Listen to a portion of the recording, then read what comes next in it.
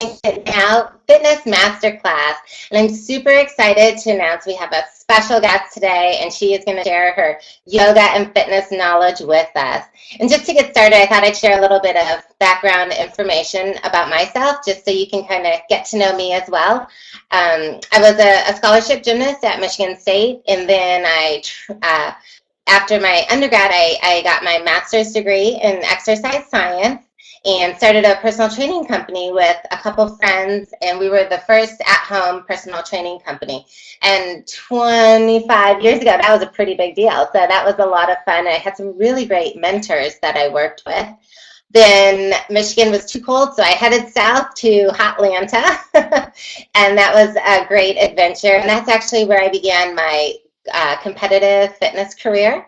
And I won the NPC Nationals and competed in the IFBB Fitness Pro, and got to compete all over the world and was ranked top 10 internationally.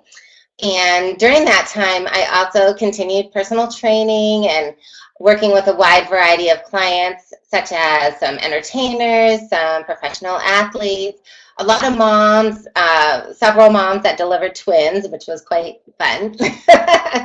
And then I also started a clothing line, and that was a fun 10-year chapter. Then I moved out to Los Angeles, and I lived up there for about 13 years and continued on with the personal training, boot camps, outdoor training, and again, just working with a wide variety of clients. And also, when I got to LA, I thought I would try this whole yoga thing. It seemed kind of interesting, but I wasn't quite sure, why would I want to start my yoga out in the morning with this deep breathing? But I'll tell you what, it is an amazing way to start your day. And I am sure Angela is going to be able to share her insights of all the benefits of yoga. And it's one of the best things that I actually love.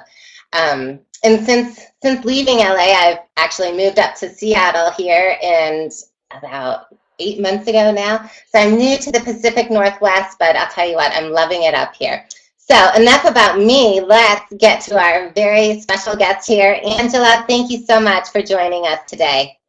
Hi, Laura. Thanks for having me. I'm super excited to be here and just talk about yoga and the fitness world. So thanks. Wonderful. Well, I was hoping, why don't you start with giving us a little bit of background information on you so we can learn a little bit more about you. Sure. Well, currently I am a married mother of 3 boys. I like to say I have 4 boys, including my husband. Right. That's right. But I am also a certified personal trainer with American College of Sports Medicine, and I am a yoga instructor. I have my 200-hour teaching certificate. I have clients. I also, aside from teaching yoga, teach other classes as well. I teach boot camp style classes. I also am certified to teach spin. I have some spin classes, and I'm also certified to teach TRX and certified to teach bar. And I've taught all of those, and I dabble in them every now and then. But my ultimate love is truly it's yoga. Nice. Well, I have to admit, I have taken some of Angela's classes, and I just love them because they are definitely a kick booty workout. They are pretty awesome. Yeah.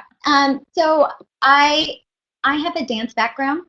Okay. I've been dancing for quite some time. I think I just came out of the womb kind of dancing, I think everyone should dance every day, just because it's about just moving what feels right for you.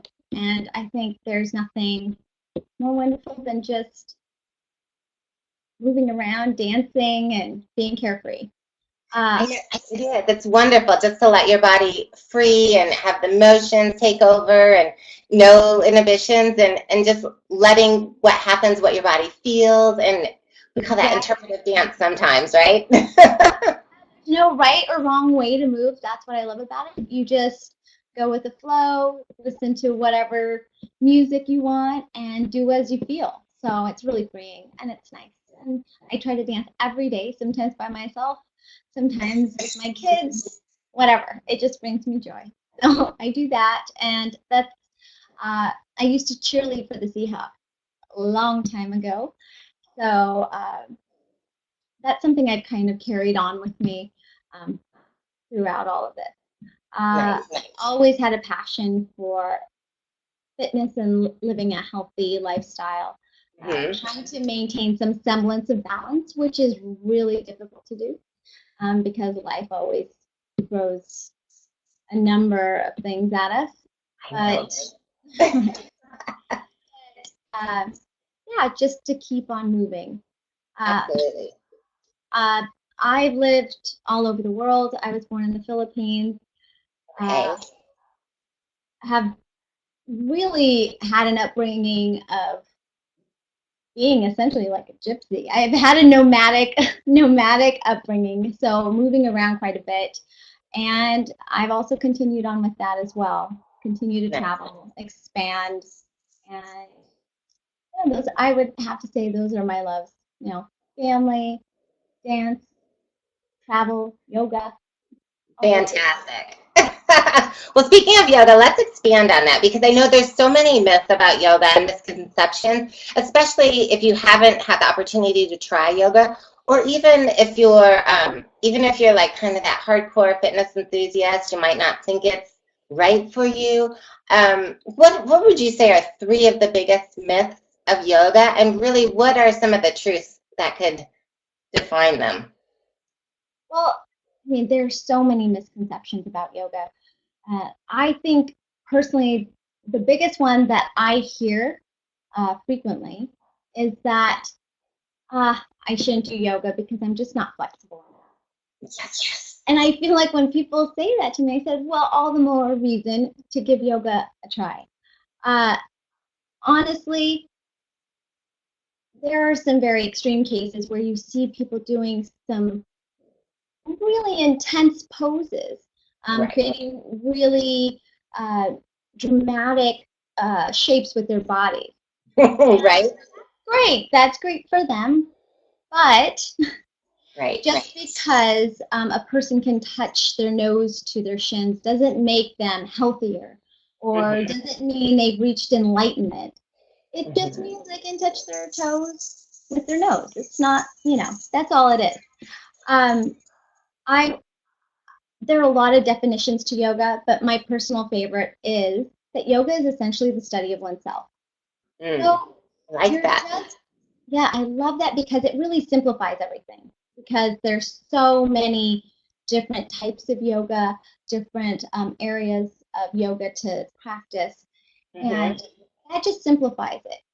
You're just there on your mat to study yourself. That's all you're supposed to be doing. And so,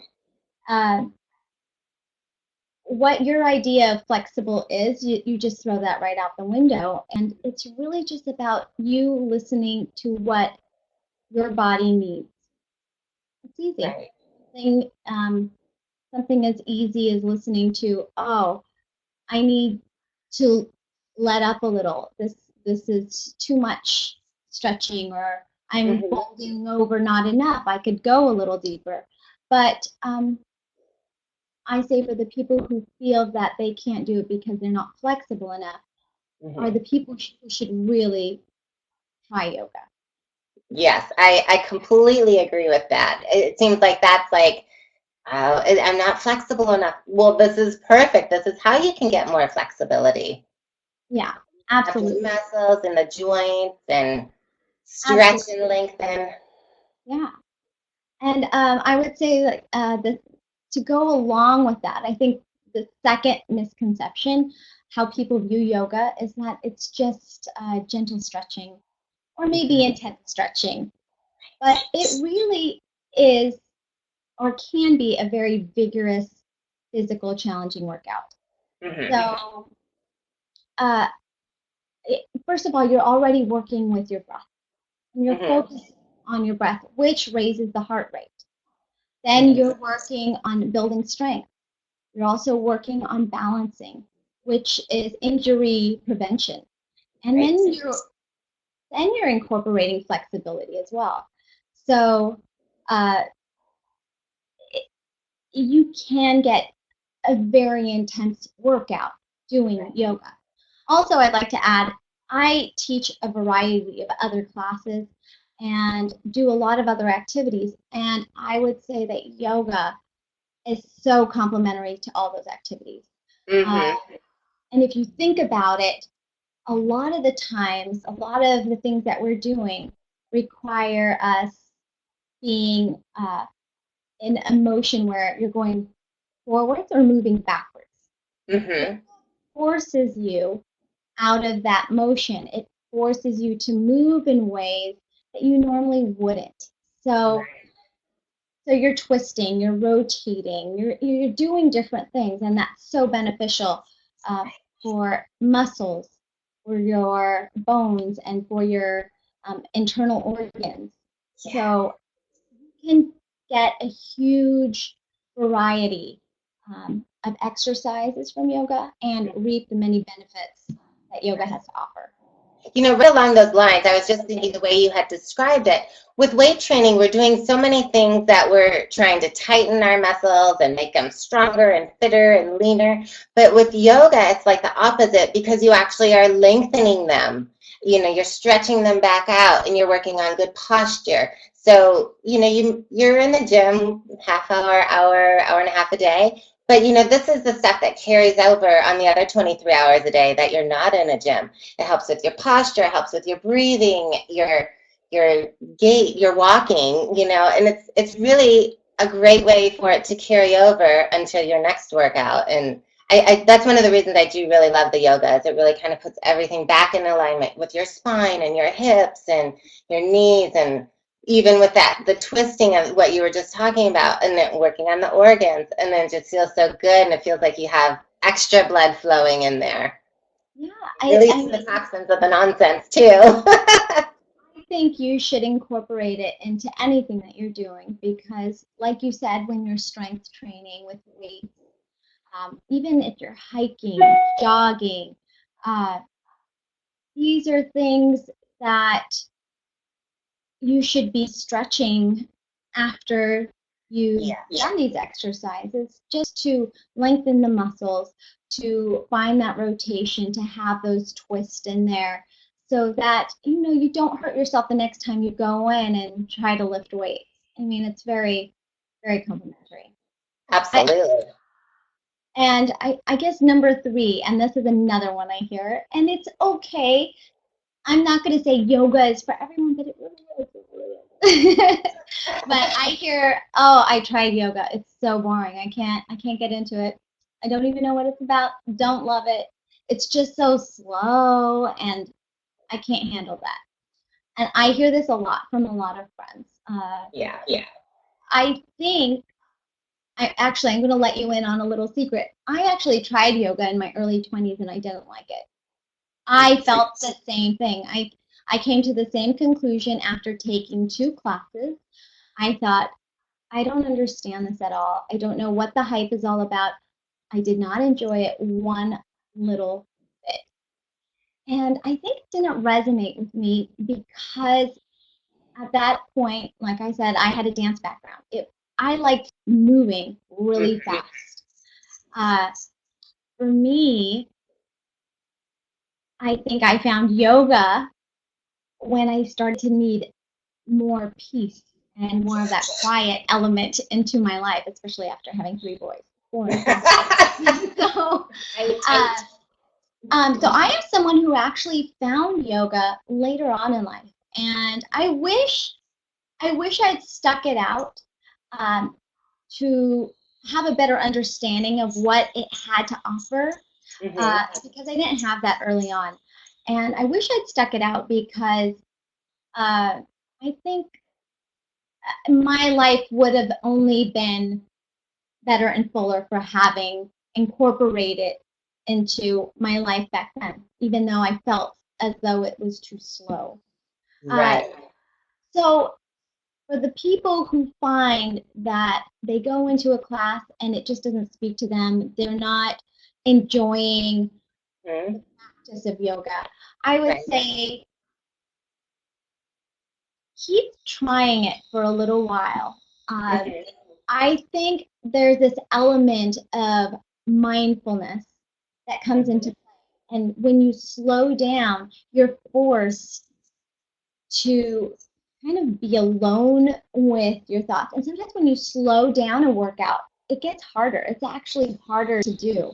Uh, and so I would say keep at it. And then maybe if you've gone to, I'd say 10 classes or so, and it's still just not the thing for you, then I say, hey, you gave it a shot and that's great. Continue to live a healthy, fit lifestyle and stretch a little bit here and there. But if yoga is not your thing, then it's not your thing.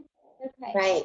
Yeah, no, and that's great advice. And I think somebody could be turned off because of the style of yoga they tried, because there are so many different types of practices, and you'd probably be able to better answer. Maybe you could do a quick talk about a couple of the different types and what their specialty is, like what their focus is. Because I know there's like the vinyasa, which is more of the flow. And why don't you talk with us about a few of the different types, because maybe that's helpful for someone choosing what type of class that they want to go into.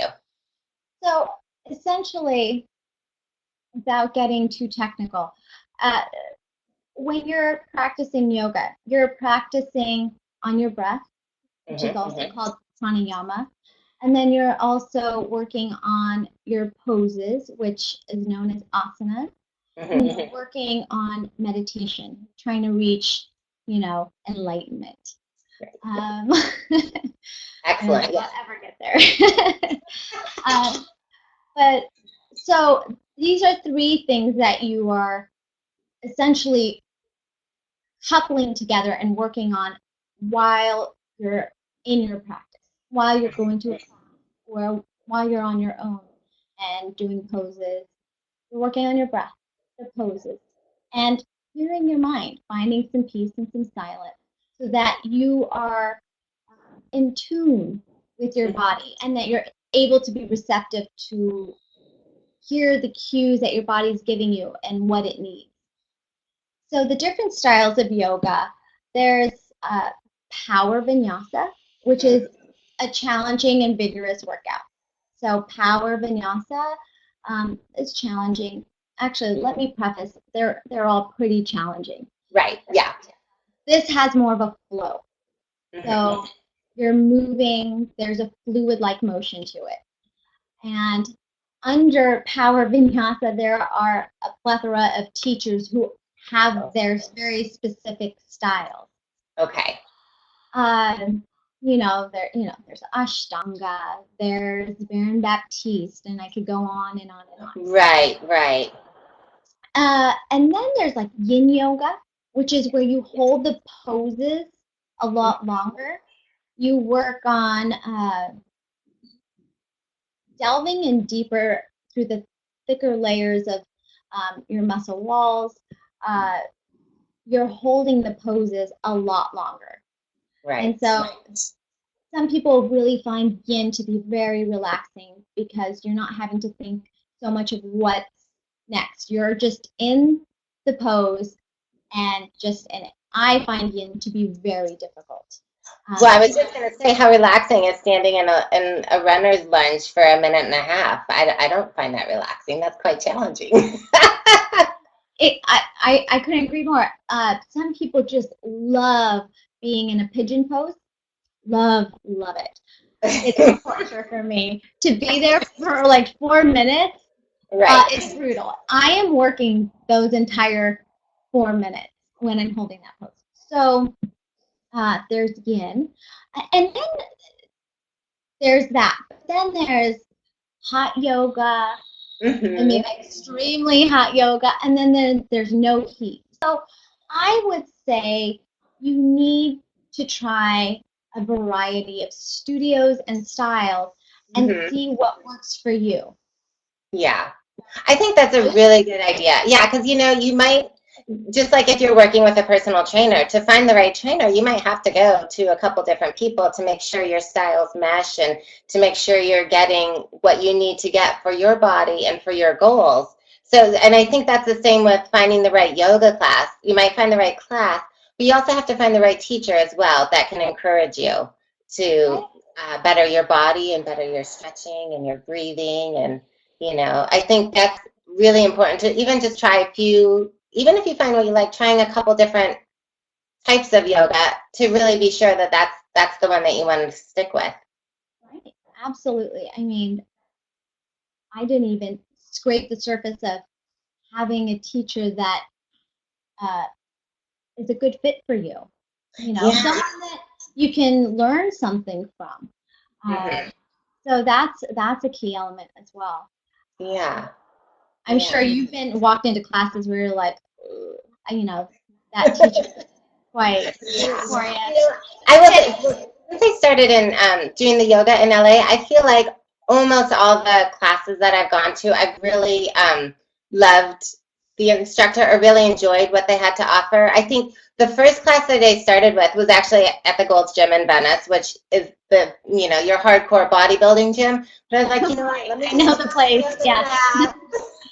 Totally makes sense. But anyway, I'll tell you what, he was such a great teacher because he really gave me a good foundation as far as like, okay, well, this is this pose and this is what you should feel with this. This is how you should be breathing with this. And if you want to extend a little bit more, this is how it should feel.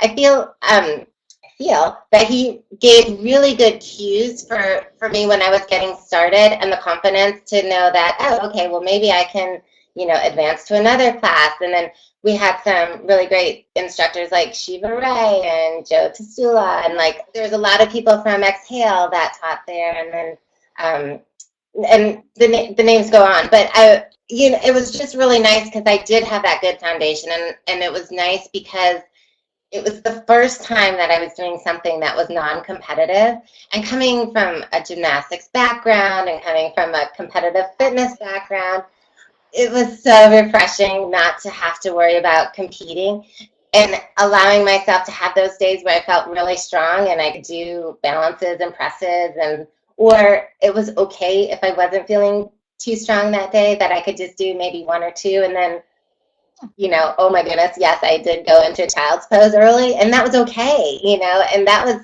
I think to me, that's the biggest thing that I've really taken away from yoga. It's like my time that I can figure out how to breathe, I can figure out how to relax, meditate, and it's not competitive. I don't have any expectations, and I come away, this is a good way to start the day or a good way to end the day, however you choose. But I really love the benefits of yoga. I can't express that enough.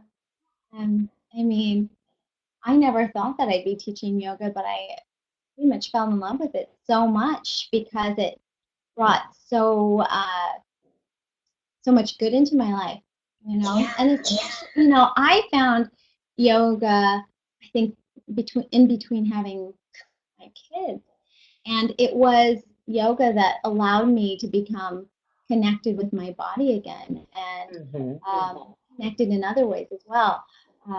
So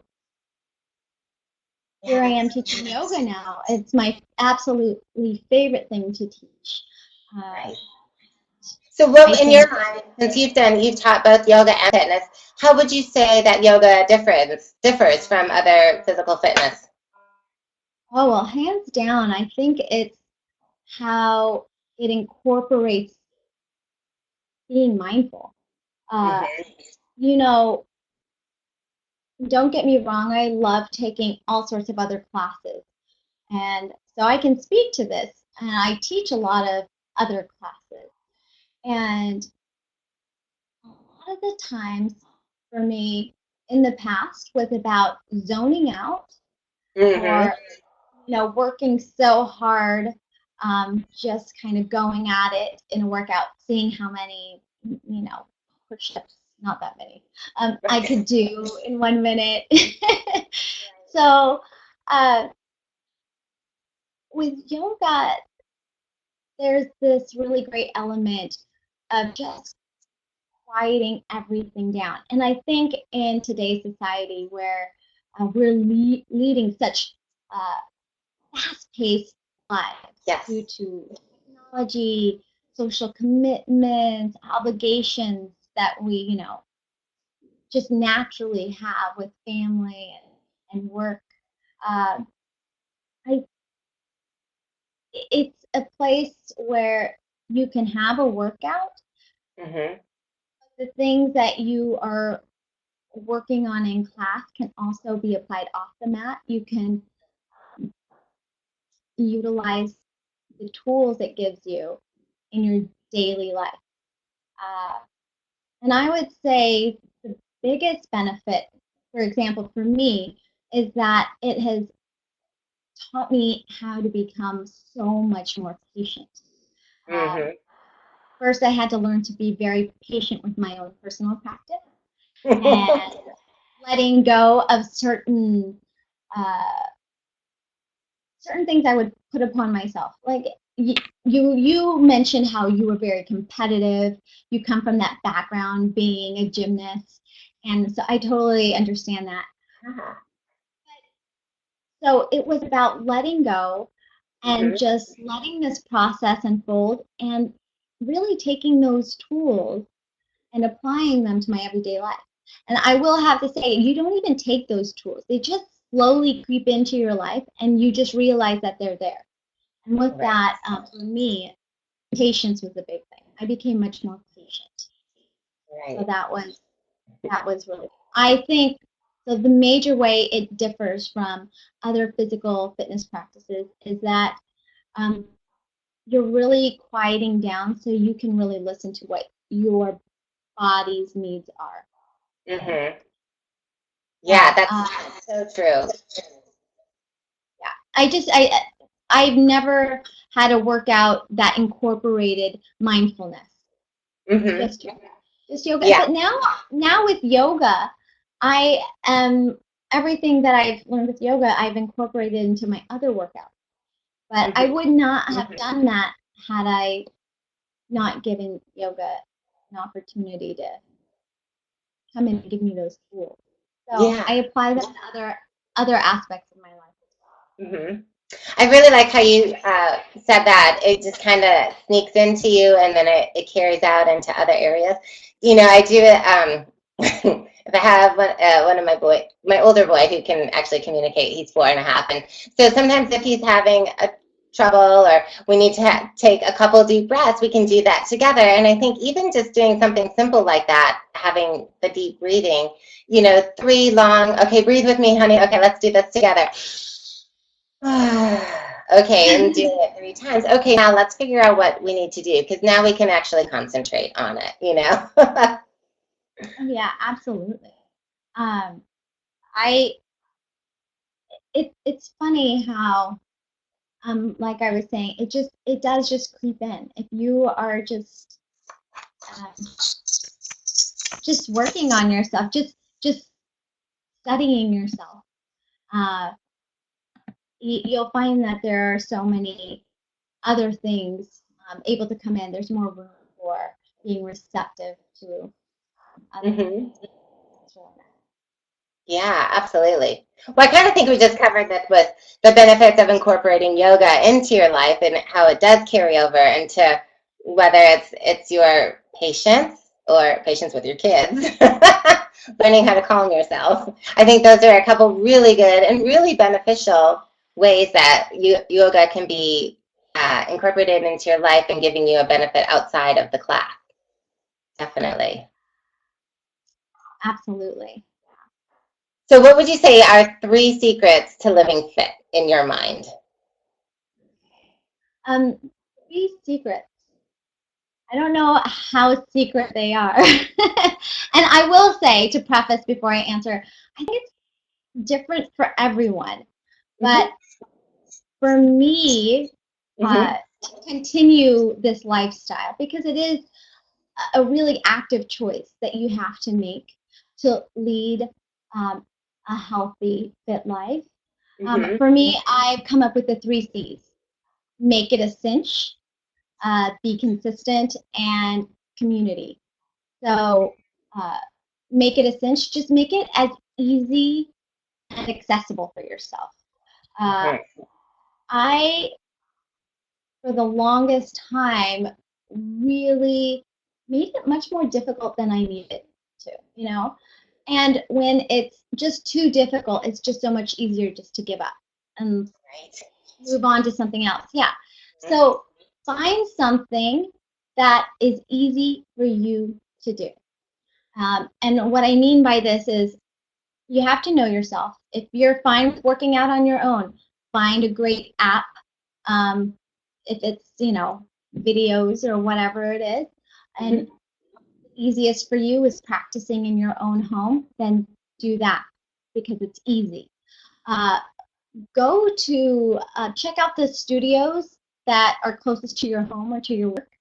I have friends who love a place, and that's wonderful. But if you're driving 30 minutes, 45 minutes to get to a place that you absolutely adore and then back, those are, time is essential, and don't have much of it. So those are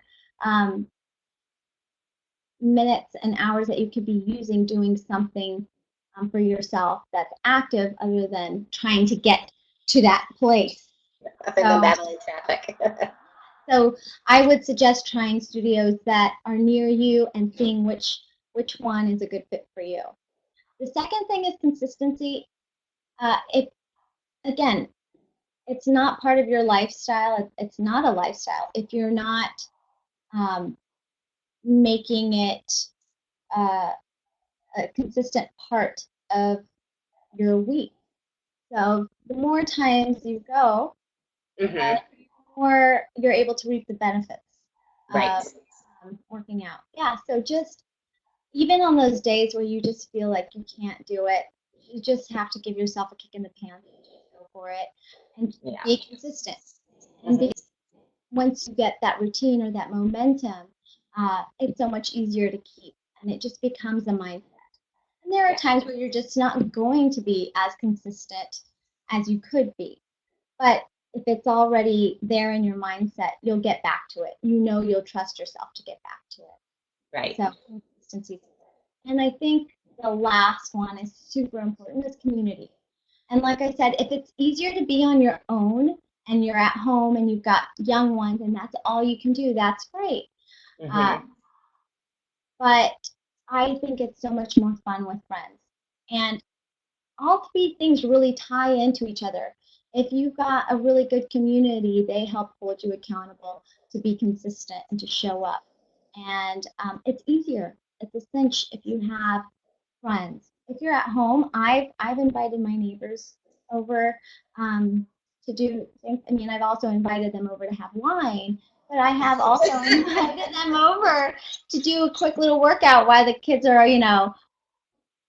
playing and hanging out. So you just have to find ways that make it easy for yourself, make it a cinch, make it consistent as much as you possibly can, and find a community that enjoys doing. You don't really have to enjoy doing it, but that you just enjoy their company and that they're willing to be there along for the ride. So finding a community that that can help you grow and support you, learn from, have a reciprocated relationship with. Right. I think those are three awesome points. I think those are really, really important. Simplifying it, whether it's at home or right across the street, or I think that is so important because you don't want to waste the time in the car, and there's chances are if you had extra time, that's not how you want to spend it, right? So yeah, making it simple is so important. I remember even when after I'd had my son trying to lose the baby weight, and so there I was kind of homebound and plopped him up in the little nap nanny and started dancing away in the living room, and we had our music on and we were doing.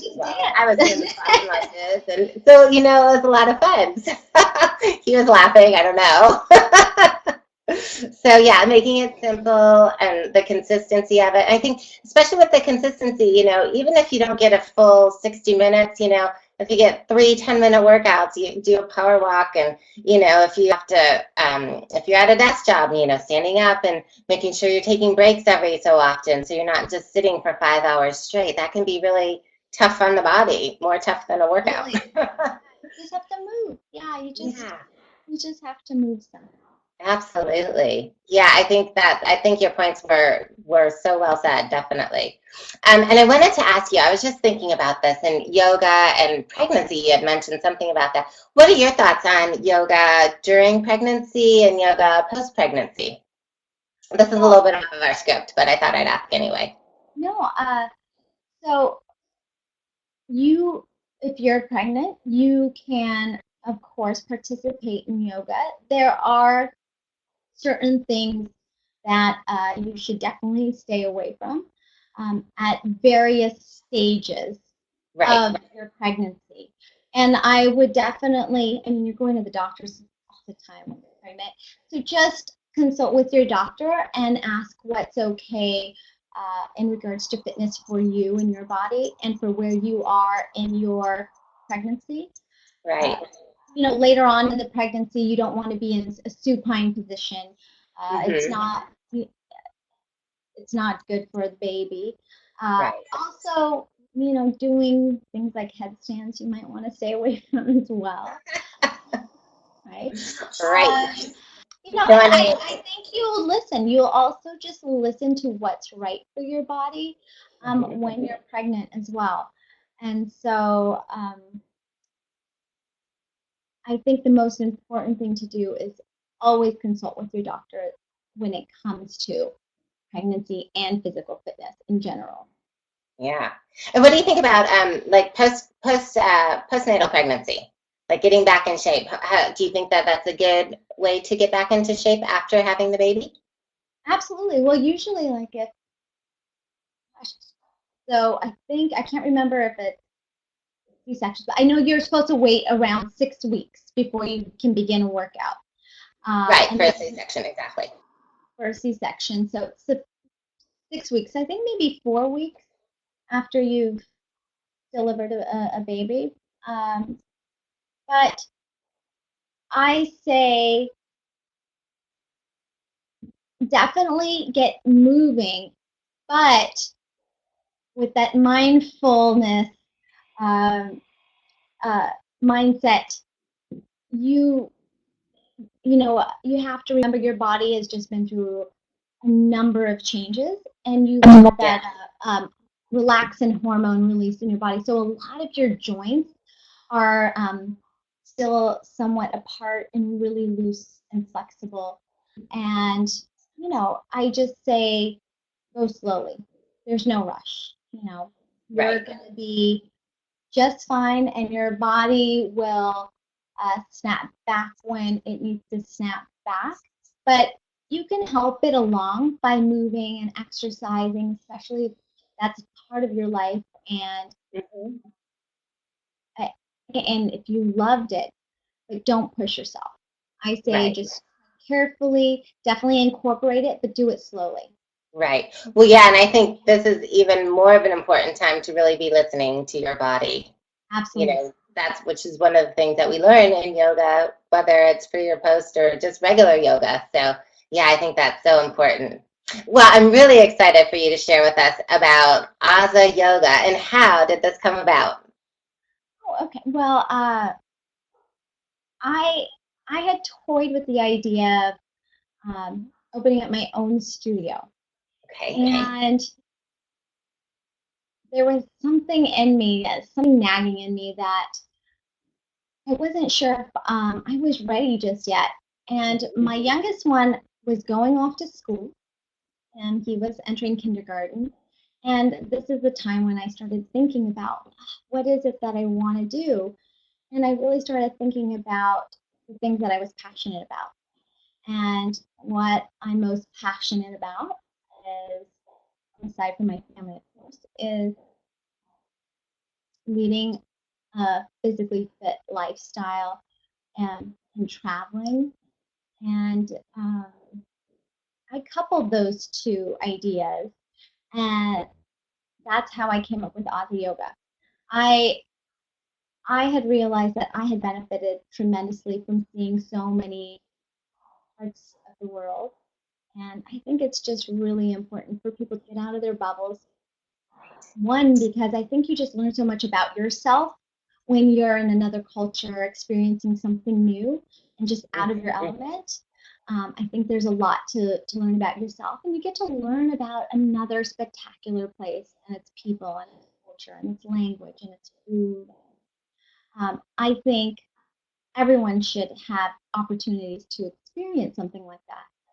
I have found that with yoga, it often enhances an experience like this, traveling around the world. So that's how I came up with Aza Yoga. It's I lead retreats all around the world, and how it works is I just go to a place, I scope it out, I I know it's a tough job. It's a real tough job. But I do negotiate. I get in touch with the event planner or the manager of the location, and I work on negotiating the price down so that these places are much more accessible and affordable to people, and so that they're able to have these really incredible experiences at these really beautiful and luxurious destinations. And then we incorporate yoga, and you don't need any prior yoga experience whatsoever. It's just nice to really take a moment to catch your breath and kind of sink in with yourself after you've had, say, a uh, long flight or a long couple of flights. So many times we go to certain destinations where there's so much to see, and we rarely take a moment just to slow down and like really take it all in. So yoga actually forces that in a way. Yeah. So I've incorporated the two loves that I have, travel and yoga, and that's how Aza Yoga came about. And just super happy about it and proud. Nice. I have my first retreat coming up this fall. Oh, fantastic. Well, what does Aza mean? So Aza, in various language, Aza means comfort, it means strength, and it means space. So those are all qualities that I hope people can find on Nice. nice. You know, a way to decompress and get away from their life, create space somehow for them, but also get strong at the same time. And just how I came up with that, I just really liked how. That's awesome. So tell us a little bit more about the Aza retreats, and what are a few things that would be more unique that we would find with the Aza retreats versus some other ones? So I've been on a number of retreats, some coupled with yoga, some without, and I will say a lot of the times retreats they want to have a high number of people on come to the retreats, and that's wonderful because then you get to meet a lot of new people, make new friends. I have decided to make this a much more intimate setting with a small group. So for those people who don't feel as comfortable traveling by themselves, they feel that they kind of come in to this group feeling pretty safe. It's also it differs from other retreats that 5-star accommodations, and it's not just a yoga retreat, it's also an adventure retreat. So for example, the retreat that I have coming up in Bali in September, we will an elephant safari ride. We'll also go white river rafting down the Ayung River. And we have another couple of excursions as well. So the key points are that you're just with a really small group of people with me as your guide. And that sounds awesome. Yeah. I think sometimes they could seem so vague and almost intimidating unless you have like 5 friends that you're going with, so then you have a buddy to hang out with at all times. But it's nice. I find that sometimes that smaller group, which is more intimate than generally, you might know one person or you might not know anybody, but then it just seems a little bit more of a, just more of an open crowd because everybody wants to get to know everybody because it's a smaller group. I love that. We actually we have a question from Ashley, and she just wants to know what would like a typical day in the retreat look like. Like one day that that you might be able to describe for us. Okay, so if it's a day where we have an excursion, we would wake up and have an hour of yoga, head to breakfast, which is included in the retreat, and then we would head out to whatever excursion was planned.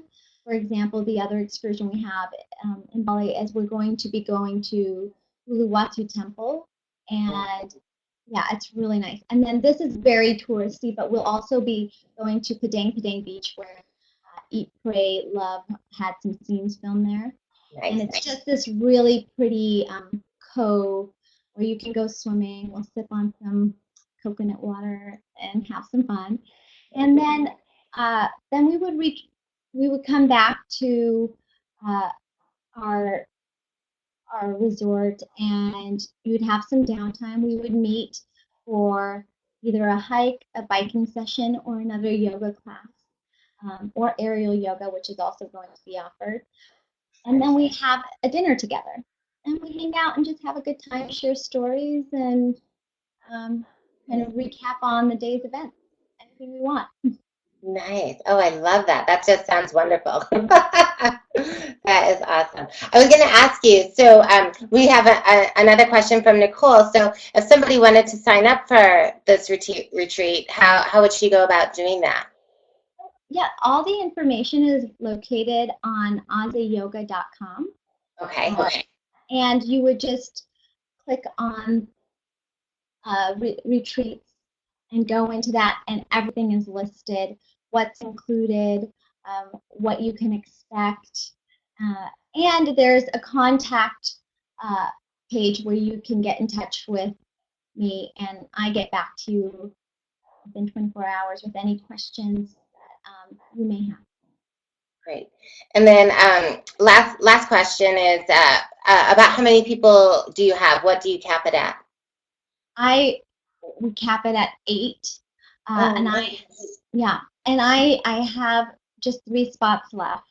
And oh my goodness! Okay, we gotta do it soon.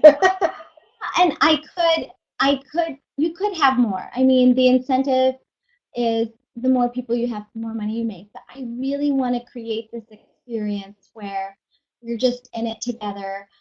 I'm your personal guide, and I help you through everything. Any question you have, I make myself readily available to you. I help out with getting flights. I'm just there. I'm just there for you. I'm at your disposal. So I don't think you normally get that sort of service with other retreats. And that's what I want to offer to the people that are going to be coming and sharing in this. Oh, I love that. That just sounds so exciting. I am very excited. Great. I can't wait. Yeah. So if you want to, if you could, Angela, leave our viewers with maybe 1 or 2 tidbits regarding yoga. Give them just a couple takeaways, a couple tidbits of Angela to go before you send us on our way.